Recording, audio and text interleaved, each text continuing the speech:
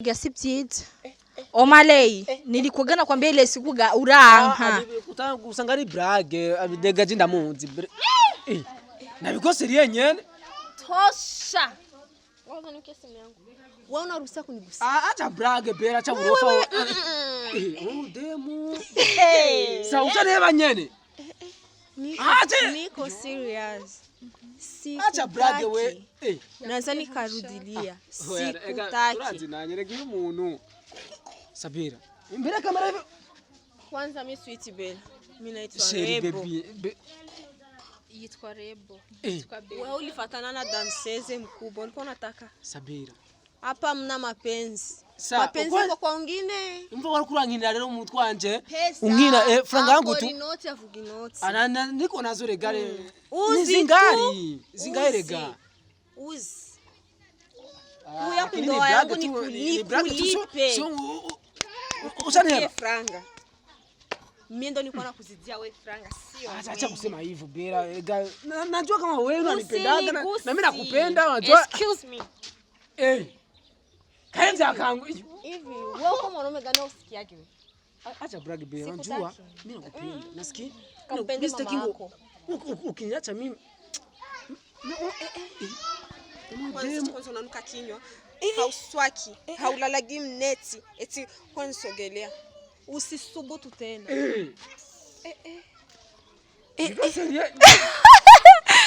Omah Lay unaishi wanakubwiye?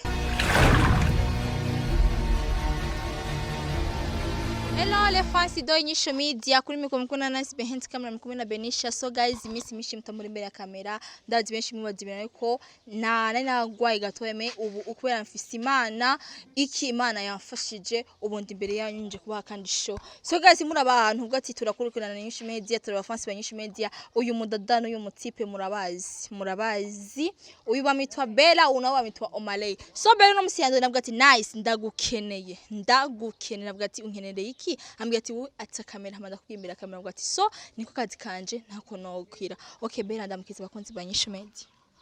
Salamu kwa nyewe wote niko sawa.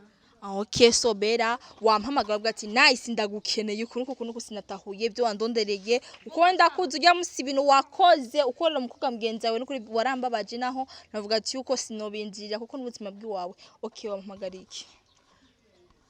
Mwana nikwambie kwanza niombe watu sorry. Sorry kweli. Juu ni ule ni mwanamke mwenzangu. Na leo wamemwacha. Kesho na mimi ndaachiwa. Napata fata wengine na wengine ataachiwa patapata wengine. Okay so ni wanda kani niseme tu mu internet niseme kama wewe mwanaume msimtaki. Bella wait. Ushatse kumbwira ati ko nice akubara rete faida nanje yompeba nawe no musegwa ati kugomba umwihoze sibyo? Yeah. Ana faida. Bella ushatse kumbwira ko no musi uno mwanya Omah Lay nta kamara afise kubera iki? Kwanza ni mwanaume suruali.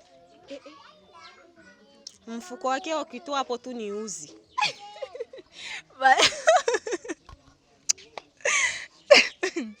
Faida abantu lindile sibyo reka kontenza. Ile siku bamuri msifia bwanangu. Gasi mwana bibonye. Bwanangu Omah Lay wishiwe.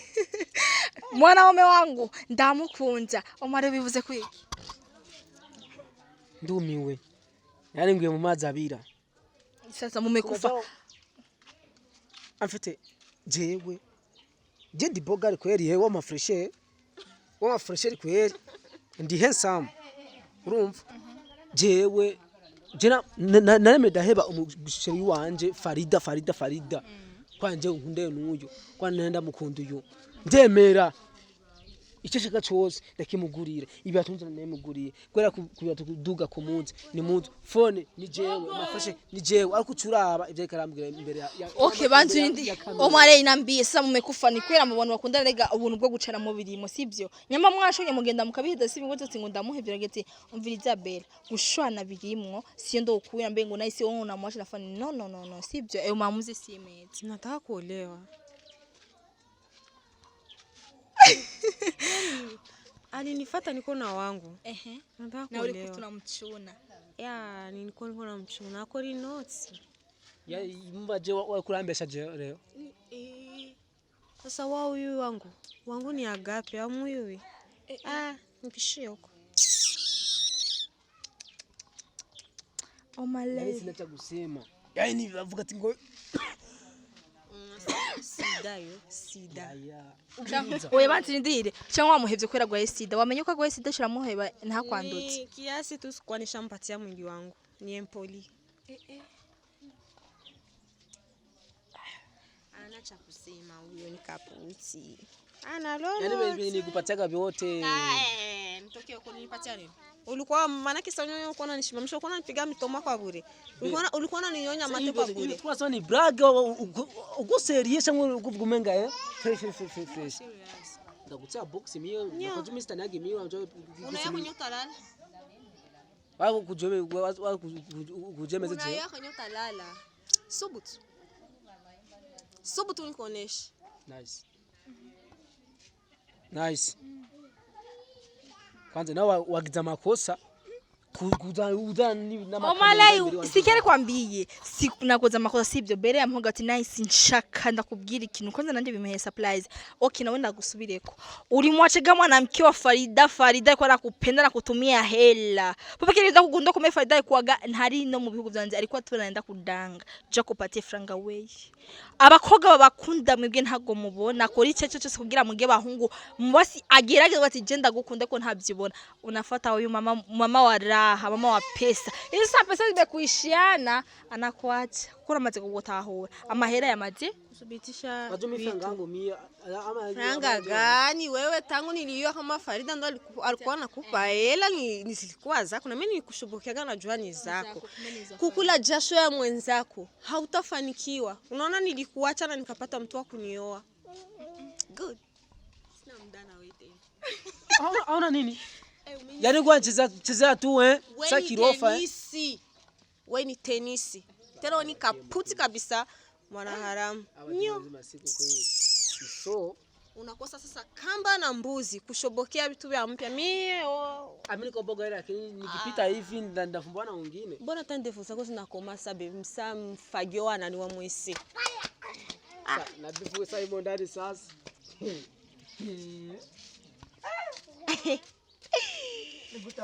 nasema hivi wanawake walio shobo ama wanaume mwache shobo mimi ulinitongoza na unaambiliwa kama niko na wangu kipasua moyo anafumbata moyo wangu paka anasema nimekubali nilikupenda na pesa zako zinanisaidia vitu vidogo tu lakini wao huwahi kuniuzia nguo ama kanda mbili ukasema nini na ukitaka mukobwa na kwanza kumukuita na ibonye kweli mi viva abantu muzoza mu Rwanda kwa na ikara mama mushwani kwa jumi franga yangu mie jamani nje nogenda kujewe telefone nje naye muguri gasi byiza Omah Lay nilikugana kwambia ile siku uranka utanga usangari brage abidega jinda munzi nabikose riyenyene tosha wazo ni kesi yangu wewe unaruhusa kunigusa acha brage bera cha burofa demu sa utaneba nyene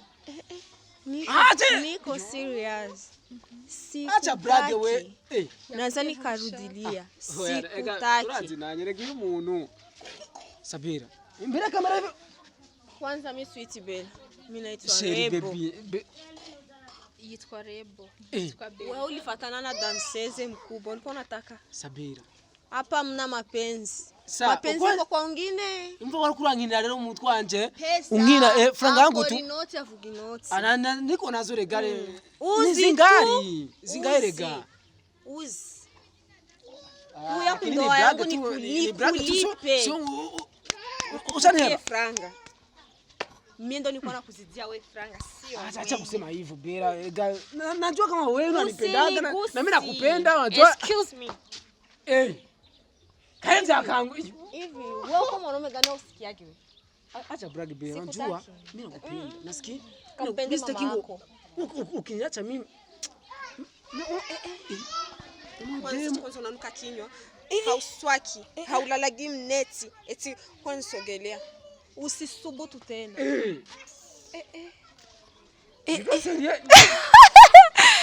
Omah Lay unaishi wanakubwiye niko nakwambire siku Farida nakubwa ati ndagukunda uranga abakobwa maje kubabona Messi refansi ni turi twese majuto ni njuku uone mtu unampenda lakini atake kuviona akupendi yako unapanda hela zako tena sio za kwa hela zenye Farida kwa kupatia wewe kimi franga yangu mimi ninagenda uko jamara yiwanje James nakubwiye gute tuko turavuga ikigali ati ngo nice ni mutiwe miye yo umwana wo avuga mu kinama uzo ndubaza abantu bavuga mu kinama ukuntu usanga bameze Dina muto demo nyonja maranje ngagende mbwa turara tukagira mbwa yiwanje nashwa kugenda je nzomurondera one day Les fans I don't know sinzi bizokurikira sinzi bigati bene nibizimize kamera twigire byo bashite kubwira ngaha babikoze abahungu mubonereho Spora mumenye neza ko Briera Paul mama ariwe ari umuhati wa N9 kubera ko ariko aguma mukwepesha nakubwiye cyane nasi biri kurakwepa inzi dukunda kweba bareka gusara shabara gusara mbebwe no waje wanyoye mbega Briera gusa none kutashaka kutubwira waje wanyoye maka tuje kubaza Briera none waje wanye mbere rimwe bijyari bingaye mbere zenywa amazi wakuze ayanyishumeze mu ndabare neza ko ataba yaje anyoye andi waza arimwe nk'ibiyeri bitanu zenywa amazi N9 kuva aho twagendaniye ndanywa inzoga ubona bakunzi banyishumeze rero ndabaha amakuru akwiye kubera ko N9 hazije kuyambwira ngirango mwenyene mwabikurikiranye ndakubwira ryari wamubeshiwe ndakubwira ryari so bakunzi banyishumeze ivyo ngirango nivyo mwibonera nivyo yivugiye azize kutubwira yuko Briera ariwe ariko arabateranya na Ivan bakunzi banyishumeze ivyo bintu kuza John ariko aravuga sivyo ico ni kinyoma uranyitse umubeshi imbere ya kamera jeyo ndabyubahutse neza ukuvuga ikinyoma so bakunzi banyishumeze rero nagarutse kandi hano imbere ya kamera rero urabona nisanzwe imbere ya kamera narisa n'uwavuye kubera ariko aranyita umubeshi si vyiza je sindi umubeshi ndiko ndababwiza ukuri umubeshi nenda kube mbeshi uri umubeshi wamaze kubesha ubesha sinamaze kubesha mbesha kurabesha ko genda umubeshi ahubwo nyarutse reka dukwakwanye rero duheze ikiganiro tubaye conclusion yuko Briera na N9 kugeza kuri no mwanya bari mu rukundo arico gituma Ivan atari kwavugisha nande turi mu rukundo nande na Briera reka kubesha je Briera nashimye tunakundana yakubwiye ushatse kuvuga ko na Briera mutanaberanye Briera ni dukundana ni munaberanye nta nubwo ari type yawe none ndibiki sinakubwiye waturi ku nkuba mbwira abakandi bakunda none okay gagas none hari yundi okay hamuye Briera no kuraza nibiki wakene kuna ukene naho kana so bakunzi banyishumeze gagas nuwonyene musanzwe muzi yaranamuvuze mu kiganiro giherutse yuko ari ubasokana gusa entre parenthèses dufise amakenga kuri Briera kuko nta nakimwe ariko atubwira kuri Briera entre parenthèses byiro kaza entre parenthèses nibiki yuko dufise amakenga kuri Briera amatwa nsumira yuko Ivan na Briera bakorana mu kinyamakuru kimwe kugeza no batacana uwaka kubera N9 kubera R9 ivyabaye bakunzi banyishumeze uyu mutipe aje gusomborotsa intambara nta kindi intambara N9 wari kurasomborotsa intambara iya ivyo kuravuga urafite ivyemezo ndabifise kubera ko ndubobeshe mu byo uri kuratubwira biragaragaza neza yuko udashaka kuvugamo Briera udashaka kumwerekana imbere y'abantu ko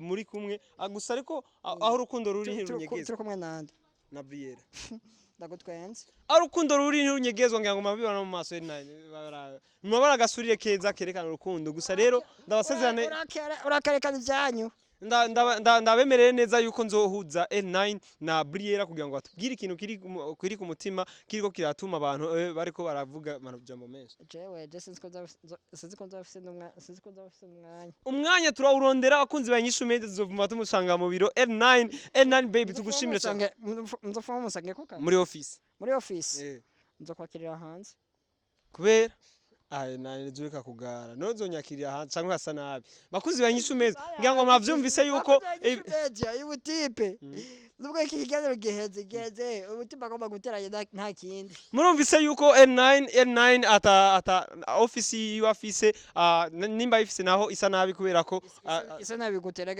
adashaka kutwakirira indani umva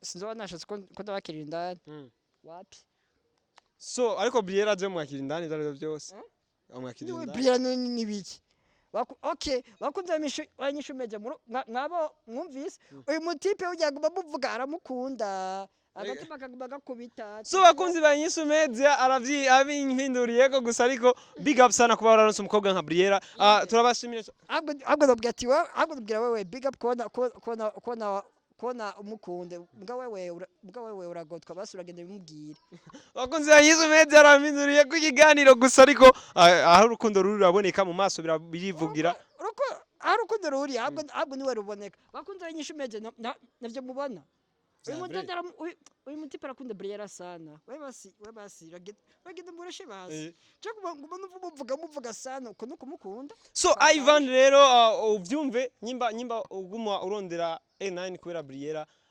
ahubwo turasaba utange big up nkuko natwe tumaze kuzitanga umva bakunze yinyishume Ivan mbone iki kiganiro uyu mutipe aramukunda sana Briera agoma muvuga sana so bakunzi banyishu media uyo Briera jewe gusa ariko N9 ndakwemereye yuko nzoguza n'umukunzi wawe apara kuvuga ngo unyemerere kuza munzi n'umukunzi wanje Briera nta kintu dupfana wewe uvuga ati ahubwo uvuga ati nta kuno basi uwo mpuze na Briera ko je ndabuze amahoro kubera wowe mpuze na Briera no ega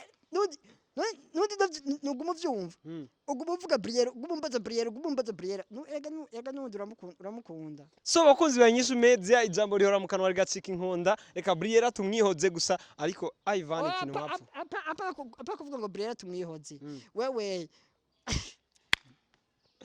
ego amindukiza amajambo N9 basha uyu mutipe ari kuri bya N9 Briera